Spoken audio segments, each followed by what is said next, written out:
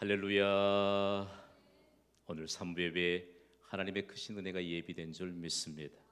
말씀 받을 때 우리 모두가 하나님 앞에 축복의 통로로 세워지게 하시는 은혜를 나타낼 줄 믿습니다. 여러분, 오늘 아침 드셨습니까? 어디에서 드셨습니까? 오늘 점심은 어디에서 드시기로 계획하셨나요? 또 오늘 저녁은 어디에서 드시기로 여러분 계획하고 하루를 진행시켜가고 있습니까? 유럽이라고 하는 대륙은 그리 크지 않는 나라들로 형성이 됐기 때문에 매우 흥미로운 일들을 펼칠 수 있는 곳입니다. 종교개혁지 탐방기간 동안에 하루는 아침은 스위스에서 먹고 점심은 프랑스에서 먹고 저녁은 독일에서 먹는 이런 아주 매우 흥미진진한 일이 있었습니다. 스위스의 아름다운 도시, 스위스의 개혁지인 쥐리히에서 아침을 먹고 하루를 시작하고 오전에 국경을 넘어서 프랑스의 종교개혁지인 스트라스부르에 도착하고 그곳에서 점심을 먹고 오후에는 또 국경을 넘어서 독일의 종교개혁지인 하이델베르그에서 탐방한 후에 저녁을 먹고 휴식을 취했습니다. 그날 하루의 일정을 정리하면서 독일의 마틴 루터로부터 시작된 종교개혁이 왜 그렇게 순식간에 유럽 전역에 확산될 수 있었을까? 물론 그들도 서로 다른 정서를 갖고 있고 서로 다른 언어들을 갖고 있습니다. 그럼에도 불구하고 급속도로 확산될 수 있었던 것은 바로 대륙적인 특징 때문이었다는 사실들을 피부로 느낄 수 있었습니다. 자, 오늘은 칼빈과 스트라스부르, 스위스의 개혁의 도시 제네바에서 칼빈이 개혁을 펼칠 때 그것은 예배 개혁이었습니다. 이 예배 개혁이 3년 동안 진행되면서 예배를 통해서 보이지 않는 하나님의 나라를 스위스의 제네바라고 하는 국제 도시에 펼쳐가게 될 때 세상이 예배자들로 인해서 은혜의 물결을 출렁이게 됐거든요. 그런데 3년이 지난 다음에 뜻밖의 칼빈이 제네바에서 위기를 맞이하게 됩니다. 다름 아닌 아직도 신앙이 미성숙한 채 남아있던 그리스도인들로 인한 여러분 갈등을 겪게 된 것이죠. 그래서 시의회로부터 제네바를 좀 떠나줄 것을 제안받습니다. 언제는 그렇게 애원하고 그리고 협박까지 하면서 그렇게 제네바에 머물게 했는데 이제는 좀 떠나달라는 것입니다. 적지 않는 종교개혁의 부담을 느꼈고 하나님의 말씀인 성경대로 사는 것에 대해서 심히 큰 부담을 느꼈던 자들로 인한 조치였습니다.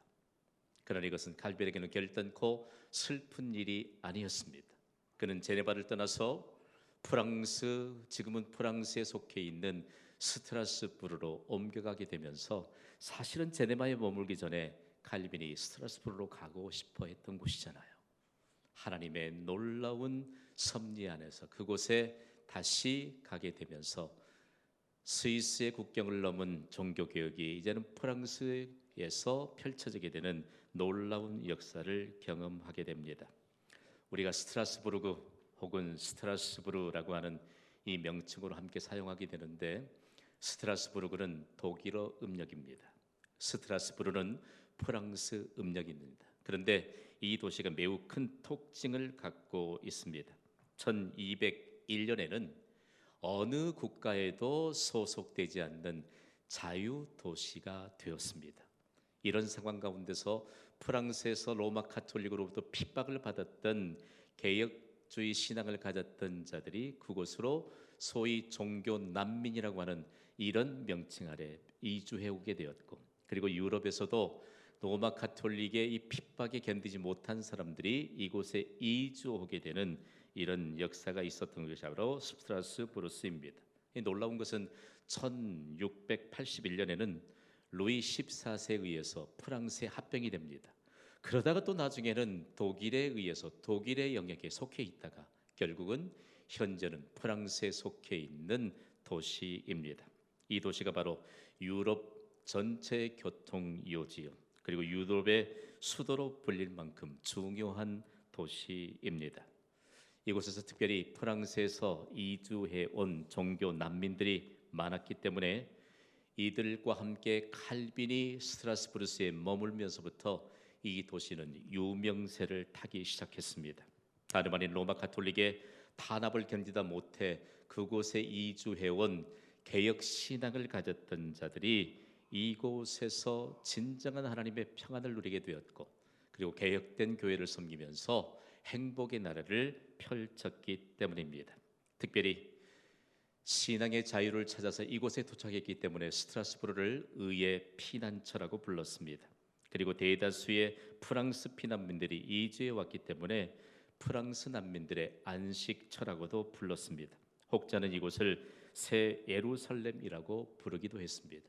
참 놀라운 것은요, 이곳에 개혁교회가 세워지면서부터 스트라스부르가 특별하게 종교교회의 산물들을 태동시키기 시작했다는 말씀입니다.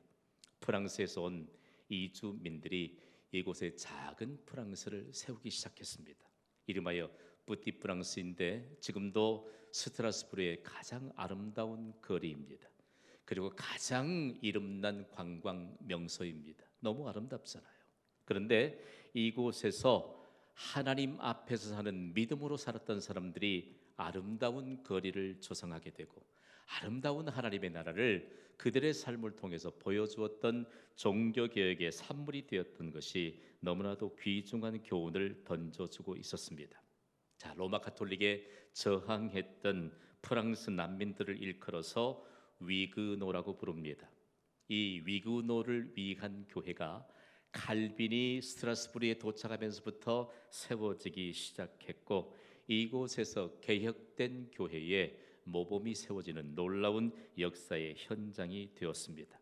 중요한 것은 여러분, 하나님의 말씀인 성경을 붙잡고 그리고 하나님 앞에서 예배자로 그리고 하나님 앞에서 기도자로 살아갔던 사람처럼 아름다운 사람들이 과연 어디에 있겠습니까? 그리고 우리에게 있어서 하나님 앞에 사는 신앙으로 사는 것처럼 행복한 일이 어디에 있겠습니까? 이곳에서 400명에서 500명가량의 프랑스에서 이민해온 종교 난민들이 세웠던 개혁교회를 일컬어서 붓글리의 교회라고 합니다. 지금도 그 현장을 방문해 보면 그 해의 현관문 바로 한편에는 붓글리의 교회의 첫 목회자였던 칼빈의 명판이 새겨져 있습니다.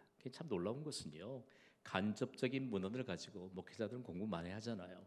현장에 도착해 보니까 조금 다른 자료들이 확산되어 있었다. 칼빈이 처음으로 종교 난민들을 함께 모아서 개혁교회를 세웠던 작은 프랑스 교회라고 불렀던 그 교회는 붓글리의 교회고, 이 교회로부터 칼빈의 제네바의 개혁이 다시 펼쳐지게 되는 놀라운 역사의 현장이 되었다는 말씀입니다. 제네바의 개혁은 예배 개혁이었습니다. 그리고 스트라스부르의 개혁도 예배 개혁입니다. 이 땅에 우리가 신앙의 유산으로 받은 종교개혁 후예로 개혁된 교회를 섬길 수 있는 것도 예배 개혁으로부터 비롯된다는 사실들을 우리는 잊어서는 안 될 것입니다. 그러면 뚜렷하게 어떤 개혁의 표지들이 이곳에서 있었을까요? 형식 위주였던 미사를 하나님의 말씀이 선포되는 설교 위주로 바꾸는 설교 중심의 예배로 바꿨습니다.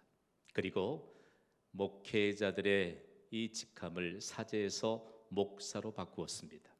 그리고 제단이라고 불리던 형식과 그리고 다소 미신적인 요소를 담아냈던 제단은 성찬상으로 바뀌게 되면서 예배가 그야말로 하나님의 말씀과 함께 더불어서 성찬으로 인한 그리스도인들의 변화가 펼쳐지는 산 증거지가 되었습니다.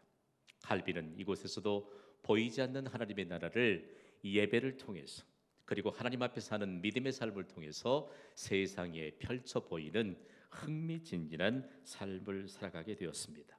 우리 함께 선포해 볼까요? 하나님 앞에서. 사실상 종교 개혁자들의 표지가 바로 하나님 앞에 섭니다. 그런데 칼빈을 통해서 이 표지가 분명하게 드러나게 되면서 도대체 하나님 앞에 사는 삶이 무엇인가를 예배를 통해서 보여주고 삶을 통해서 보여주게 되므로 칼빈이 가졌던 이 하나님 앞에서라고 하는 이 표제가 무엇이었던가라고 하는 사실들을 잠시 살펴보는 것이 중요합니다. 여러분, 우리에게도 좌우명이 있지요. 그런데 하나님 앞에서는 칼빈의 좌우명이었습니다. 그런데 로마 제국의 언어인 라틴어에는 하나님 앞에서라고 하는 의미를 지닌 두 개의 단어가 있습니다. 바로 코람 데오입니다. 그건 한 개의 단어가 아니라 코람이라고 하는 단어와 데오라고 하는 두 개의 단어를 합해서 하나님 앞에서를 표현하고 있는 것이죠. 코람이라고 하는 말은 뭐뭐 앞에라는 뜻입니다. 그리고 데오는 하나님을 일컫습니다. 제가 코람 데오 하면 여러분은 하나님 앞에서라고 선포해 주시겠습니까? 코람 데오. 자, 왜 칼빈이 그가 능통에 있던 프랑스어나 헬라어나 히브리어를 제쳐두고 왜 라틴어에서 하나님 앞에서라고 하는 이 의미를 담은 코람데오라고 하는 말을 사용했을까요? 당시에 로마 제국의 언어가 라틴어였고, 그리고 중세를 암흑기로 만들어버렸던 로마 교회 그리고 로마 교황청이 사용하던 공식 언어가 라틴어입니다. 그래서 우리가 바로 원래 교회의 본래 모습을 찾아갈 수 있는 개혁교회를 세우던 표지가 바로 하나님 앞에서라고 하는 분명한 뜻을 내비치면서 사실상 생명을 걸었던 종교개혁의 표제가 되었다는 말씀입니다. 칼빈과 함께 칼빈을 추동하던 모든 개혁주의 신앙을 가졌던 자들이 무시무시한 로마 교황청의 권위에 그리고 코람데오라고 하는 종교개혁의 깃발을 들면서 그들에게 도전장을 내밀었습니다. 이때 어떤 일이 벌어졌을까요? 로마 교황청은 두려워 떨기 시작했고, 그리고 이들을 바라보는 수많은 로마 가톨릭 교회를 섬기는 자들이 성경으로 돌아가 하나님 앞에 사는 믿음에 대해서 그들이 두려움을 느낄 만큼 권위 있는 삶을 바라보게 되었다는 말씀입니다. 오늘 우리는 다시 한번 이 코람데오 하나님 앞에서 사는 종교교육의 모토를 기억해야 될 것입니다. 특별히 스트라스부르로부터 칼빈의 가르침을 받았던 소위 위그노들이 프랑스에서 많이 핍박받았잖아요. 그래서 스트라스부르로 이주해 왔다가 이곳에서 진정한 개혁신앙을 가지고 그들이 훈련되어서 유럽 각지에 퍼져갔습니다. 그들이 가는 곳곳마다 하나님 앞에서 사는 믿음을 통해서 세상을 변화시켰고 살기 좋은 행복한 시대를 열어갔다는 거 여러분 아십니까? 여러분 생각에 시계산업 하면 가장 먼저 떠오르는 곳은 어디입니까? 스위스일 것입니다. 스위스의 시계산업은 세계 수준입니다. 스위스의 시계산업을 세계 수준으로 이끌었던 자들이 바로 위그노들입니다. 로마 가톨릭의 핍박을 피해서 스트라스부르에 왔다가 칼빈으로부터 본래 교회 형태를 찾아가는 이와 같은 하나님 앞에서의 사는 신앙의 삶으로 그들이 붙잡고 있었던 시계산업을 세계 수준으로 이끌어 올렸고, 그들이 갖고 있던 신앙이 세계적인 수준으로 세상을 향해 하나님의 이름을 선포하게 하는 이런 놀라운 역사를 펼쳐가게 됐던 것입니다. 여러분, 우리가 가진 개혁주의 노선을 따르는 믿음이면 우리가 가는 모든 곳곳을 하나님의 수준으로 이끌어낼 수 있으며 행복한 하나님의 나라를 펼쳐 보이며 건설할 수 있게 될 수 있음을 믿으시면 아멘 하시기 바랍니다. 붙잡으세요. 우리가 하나님 앞에 예배드린다는 것은 하나님 앞에 사는 삶을 단적으로 증명하는 것입니다. 하나님 앞에서 겸손하게 기도자가 되어서 기도하는 삶은 세상을 가장 행복한 곳으로 바꿀 수 있는 하나님의 영향력을 펼친다는 것에 대한 증거라는 말씀입니다. 그렇다면 칼빈의 좌우명이 되었고, 그리고 하나님 앞에 살아가는 개혁자들의 중심의 표제가 되었던 하나님 앞에서라고 하는 이 귀중한 중심은 어디로부터 온 것일까요? 어느 날 갑자기 칼빈이 영감을 얻어서 하나님 앞에 살아야 되겠다, 천만의 말씀이요, 하나님의 말씀인 성경은 철저하게 하나님 앞에서 살아가는 사람들을 증거하고 있다는 사실입니다. 성경을 단적으로 우리가 증명한다면 하나님 앞에서 사는 사람들의 증거로 우리가 해석할 수 있습니다. 하나님 앞에 살아가는 사람들은 언제나 담대합니다. 하나님 앞에 살아가는 사람들은 언제나 그 모습이 아름답습니다. 오늘 우리가 예배자에 섰을 때 하나님 앞에 살아가는 우리의 모습이 세상을 향해 가장 담대하고 가장 아름다운 모습으로 비춰진다는 사실 여러분 기억하시기를 바랍니다. 어디 골프장에 가면서 흥에 겨워 가는 사람들의 모습보다 예배 자리에 나오는 우리의 모습이 즐거움이 덜 표현된다면 이건 심각한 문제입니다. 우리가 하나님 앞에 기도하러 나아가는 우리의 모습이 세상의 오락이나 즐기기 위해서 가는 사람들보다 즐거움이 표현되지 못한다면 이건 정말로 심각한 위험 수준이라는 것을 우리는 기억해야 할 것입니다. 오늘 본문이 믿음의 세 사람을 드러내 보입니다. 그리고 소개해 줍니다. 이 배경을 살펴보면 오늘날 우리는 너무 좋은 시대를 살고 있어요. 핍박도 없는 시대, 그리고 어떤 상황 가운데서 우리가 하나님을 예배할 수 있고 하나님 앞에 기도할 수 있는 이 너무나도 편안하게 자유함 가운데 신앙생활을 할 수 있다는 사실 앞에 감사해야 될 것입니다. 인류 역사 가운데 가장 중심이 되었던 유대 나라의 수도 예루살렘을 여러분 아십니까? 그곳에 하나님 앞에 살았던 사람들로 충만하게 될 때 온 세상의 부귀영화가 그곳에 충만했습니다. 얼마나 금덩어리가 흔했던지 금덩어리를 줍는 것이 돌멩이 줍는 것보다 쉽다는 말이 예루살렘에 더 생겨났겠습니까, 여러분? 그런데 그들이 어느 일순간 하나님을 향한 예배를 잃어버렸습니다.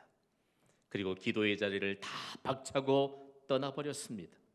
결국은 가장 강대국이었던 바벨론에 의해서 예루살렘은 처참하게 함락되고 맙니다.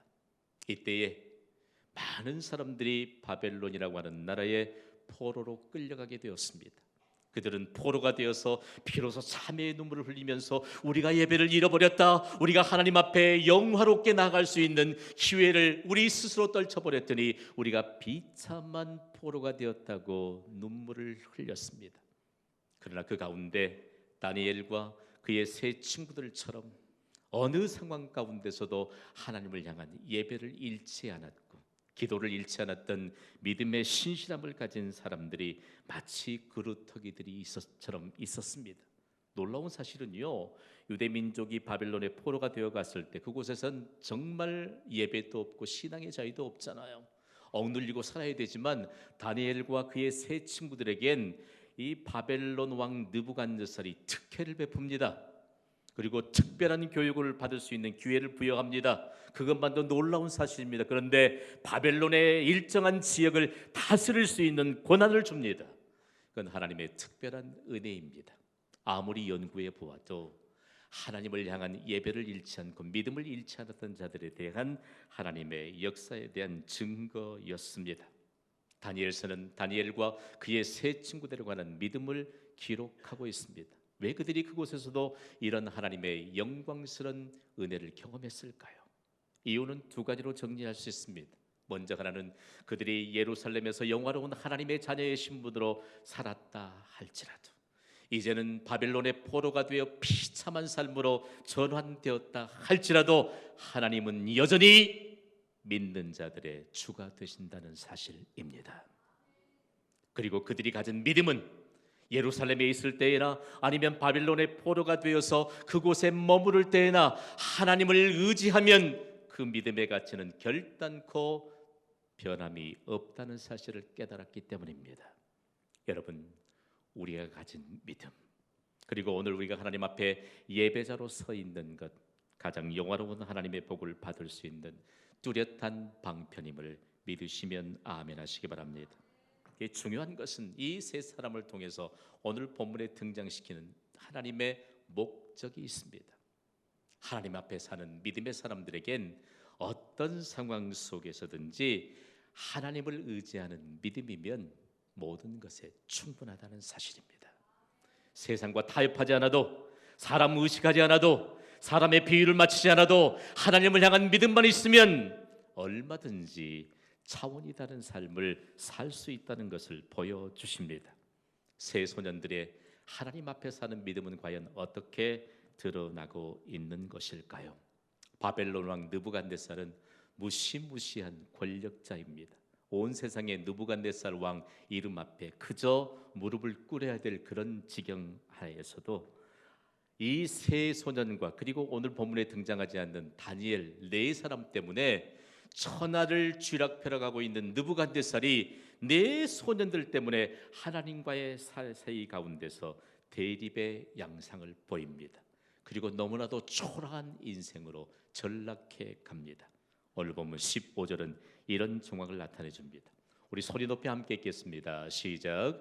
이제라도 너희가 준비하였다가 나팔과 피리와 수금과 사명금과 양금과 생금과 및 모든 악기 소리를 들을 때 내가 만든 신상 앞에 엎드려 절하면 좋거니와 너희가 만일 절하지 아니하면 즉시 너희를 맹렬히 타는 풀물 가운데 던져 넣을 것이니 능히 너희를 내 손에서 건져낼 신이 누구이겠느냐. 보십시오.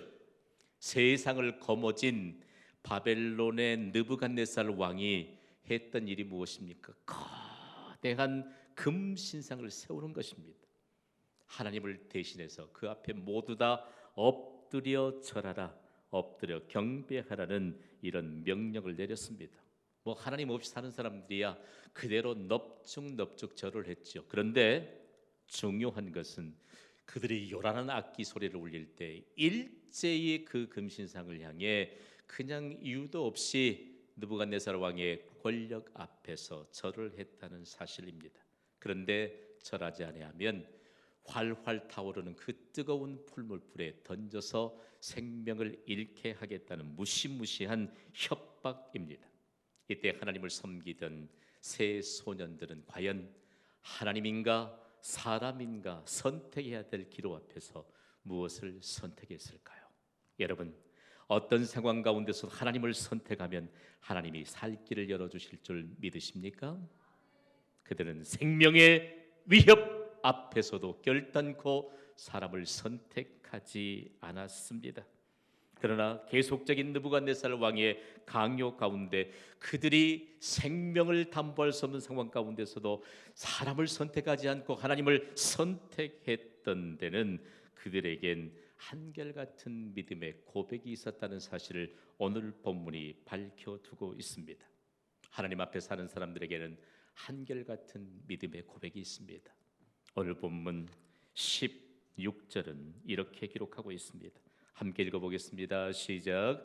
사드락과 메삭과 아벳느고가 왕에게 대답하여 이르되 느부갓네살이여 우리가 이 일에 대하여 왕에게 대답할 필요가 없나이다. 아멘.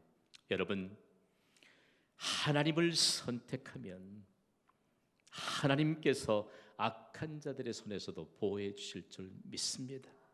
하나님을 선택하면 하나님이 세상보다 크시다는 사실들을 증거할 수 있는 은혜의 기회를 갖게 될 줄 여러분 믿으시기 바랍니다.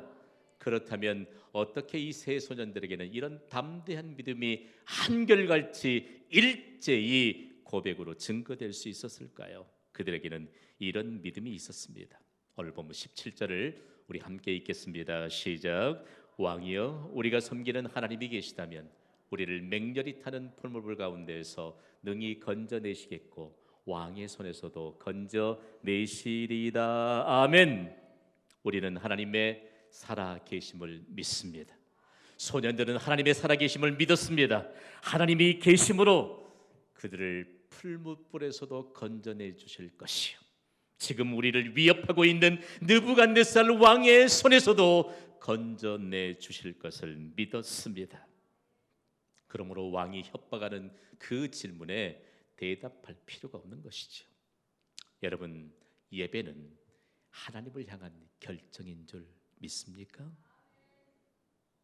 하나님이 우리를 영화로운 하나님의 약속이 있는 기도의 자리로 부르신 것도 하나님을 향한 우리의 결정에 따른 결과인 것 믿습니까? 대단히 중요합니다. 그러면서 또 다른 충격이 되는 것은 그들에게는 또 하나의 고백이 있었다는 사실입니다. 오늘 본문 18절입니다. 개역 한글 버전으로 우리 함께 읽습니다. 시작. 그리 아니하실지라도 왕이여 우리가 왕의 신들을 섬기지도 아니하고 왕이 세우신 금 신상에게 절하지도 아니할 줄을 아옵소서. 아멘. 하나님 앞에서 한결같은 믿음의 고백을 가졌던 그들의 고백은 그리 아니하실지라도 하나님이 우리에게 아무런 일들을 행하지 않는다 할지라도 영어 번역본은 훨씬 더 강력합니다. 하나님이 내게 아무런 일을 해주지 않는다 하실지라도. 우리 한국 기독교 역사에 보면 참 재미난 일들 많아요, 그죠? 농사를 잘 짓던 권사님 한 분이 예배 오기 전에 고추를 마당에 잘 널어두었대요. 예배 끝나고 갔더니 고추를 다 도둑 맞았어요. 그랬더니 그 자리에 서서 하나님을 향해 한다는 소리가, 고추 서말도 못 지켜주신 당신 이제 떠나겠습니다. 그런데 한국 교회에는 또 상반된 고백이 있어요. 여러분, 예배 드리고 왔더니 곡간의 곡식이 다 없어진 겁니다. 그런데 이 고백으로, 하나님, 이 곡식 외에 내 집에 있는 모든 것이 다 없어졌다 할지라도 나는 오직 하나님만을 섬기겠습니까? 그 가정이요, 여러분, 놀라지 마세요. 하나님의 부요함으로 단장시켜 주시는 하나님의 복이 임하였어요. 하나님은 세상보다 크세요. 우리가 마음속에 예배 시간에 왔어도 콩밭에 있는 마음들보다 하나님이 크심을 믿으시면 아멘 하세요. 중요해요. 그리 아니하실지라도. 중요한 것은 이들의 고백을 다시 보십시오. 우리가 왕의 신들을 섬기지도 아니하고 왕의 세우신 금신상에게 절하니도 아니할 줄을 아옵소서. 조금 더 이 말씀엔 이해가 필요합니다. 한번 따라하시죠. 섬긴다, 절한다. 영어 번역을 보세요. 섬기는 것은 서브한다는 것이, 절한다는 것은 영어 번역본도 그렇게 번역하잖아요. 예배로 번역하고 있어요. 가장 세상에 권위 있는 단어 하나가 있는데 그것이 바로 영어 단어인 worship입니다. 예배입니다. 예배는 섬기는 것과 절하는 것을 함께 통합시켜서 만들어낸 가장 권위 있는 단어입니다. 이 예배의 의미가 최상의 가치를 하나님께만 드린다는 것입니다. 이 고백으로 이 예배에 오셨으면 아멘으로 화답하십시다. 하나님께만 최상의 가치를 드리는 것이에요. 성경을 연구하다 보면 너무너무 우리를 온몸에 전율을 흐르게 하는 단어 하나하나들을 우리가 붙잡을 수 있습니다. 생명을 걸고 우리에게 이 가난하고 병약하고 주색 삽기가 너무나도 많았던, 그리고 축첩으로 말미암아 가정이 파괴되었던 이 조선 땅에 생명을 걸고 복음을 전해 주었던 선교사들은 월십, 예배라고 하는 이 한 단어로 이 땅을 완전하게 변화시키는 역사를 이루어냈습니다. 하나님 앞에서 예배는 하나님의 나라를 보여주는 분명한 증거입니다. 그래서 오늘 우리는 그리 아니하실지라도 이 말씀을 함께 받으면서 하나님 앞에 살았던 새 소년들은 과연 어떻게 되었을까? 여러분 궁금하지요? 놀랍게도 다니엘서 3장 26절에 보면 느부갓네살 왕이 그 심정이 변화되는 것을 증거하고 있습니다. 함께 읽어보실래요? 시작. 지극히 높으신 하나님의 종 사드락 메삭 아벳느고야 나와서 이리로 오라 하매 사드락과 메삭과 아벳느고가 불 가운데서 나온지라. 아멘. 이때 정황을 보면요, 그 풀무불이 얼마나 뜨겁게 달구어졌으면 사드락과 메삭과 아벳느고 이 세 소년을 붙잡아다 그곳에 던져 넣기 위한 바벨론의 군사들이 모두 현장에서 타서 죽고 말았습니다.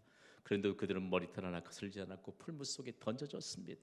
그런데 그곳에서도 아무런 여러분 몸에 작은 불길 하나도 닿지 않도록 보호받게 하신 하나님의 은혜가 임하였습니다.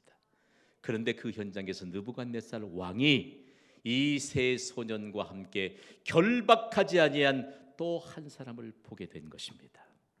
그분은 하나님의 아들이신 예수님이셨습니다. 하나님 앞에 사십시오. 하나님이 보호해 주실 줄 믿습니다. 하나님 앞에 사십시오. 고난 가운데서 승리하게 해주실 것을 믿습니다. 하나님 앞에 사십시오. 하나님이 어느 곳에서든지 높여 주실 것을 믿습니다. 그러면서 오늘 우리에게 결론적인 이런 메시지를 주십니다. 하나님 앞에서 사는가? 칼빈의 종교개혁지였던 스트라스부르에는 칼빈의 동상이 세워져 있습니다. 이곳으로부터 전 세계를 향해 전파되고 있는 메시지가 하나 있습니다. 저는 이 현장에서 손에 쥐게 된 귀중한 자료 하나를 보면서 다시 그 시대의 칼빈의 종교 개혁이 하나님 앞에서 진행되었다는 사실들을 다시 한번 발견하면서 너무 놀랐습니다. 그에겐 표지만 있었는가? 그리고 그가 부르짖었던 예배 계획은 무엇인가? 그리고 예배 계획을 통해서 사실상 종교 개혁은 무엇으로 증명될 수 있었는가? 라고 하는 사실입니다. 칼빈은 그곳에서 이런 고백을 남겼습니다. 함께 읽습니다. 시작. 하나님이 우리에게 주시는 풍성한 것을 얻기 위해서는 반드시 기도가 필요하다. 여러분, 경신교회가 설립부터 지금까지 기도의 영성을 강조하는 교회라고 인정이 되시면 아멘 하시기 바랍니다. 여러분, 하나님이 은혜 가운데 우리를 구원해 주셨습니다. 그러나 우리가 기도하지 않으면 하나님의 풍성한 것을 얻을 수 없습니다. 기억하세요. 우리가 하나님의 구원의 은혜를 입었다면, 하나님의 보장된 약속을 받았다면 기도의 자리를 마련해야 합니다. 하나님 앞에서 예배자가 되듯이 하나님 앞에서 기도자로 살아야 합니다. 이 칼빈의 종교개혁의 중심을 미국이 낳은 전무후무한 전도자인 빌리 그레이엄이 받았습니다. 그리고 이런 고백을 남겼습니다. 함께 읽습니다. 시작. 하나님이 살아계심을 자신 있게 말할 수 있는 것은 나는 매일 아침마다 하나님과 대화하기 때문입니다. 하나님 앞에 삽시다. 예배자로 삽시다. 그리고 신실한 기도자로 삽시다. 기도하겠습니다. 반주해 주세요. 이 시간 이렇게 기도할 것입니다. 하나님 앞에 사는 사람은 반드시 신실한 예배자가 되어야 하고 신실한 기도자가 되어야 합니다. 그러므로 우리의 기도를 배가시켜야 합니다. 하나님, 다니엘과 새소년처럼 칼비처럼 빌리 그레이엄 목사처럼 오늘 이 시대에 신실한 예배자로 신실한 기도자로 하나님 앞에 사는 것을 증거하는 종교개혁의 후예로 살아가게 하여 주시옵소서.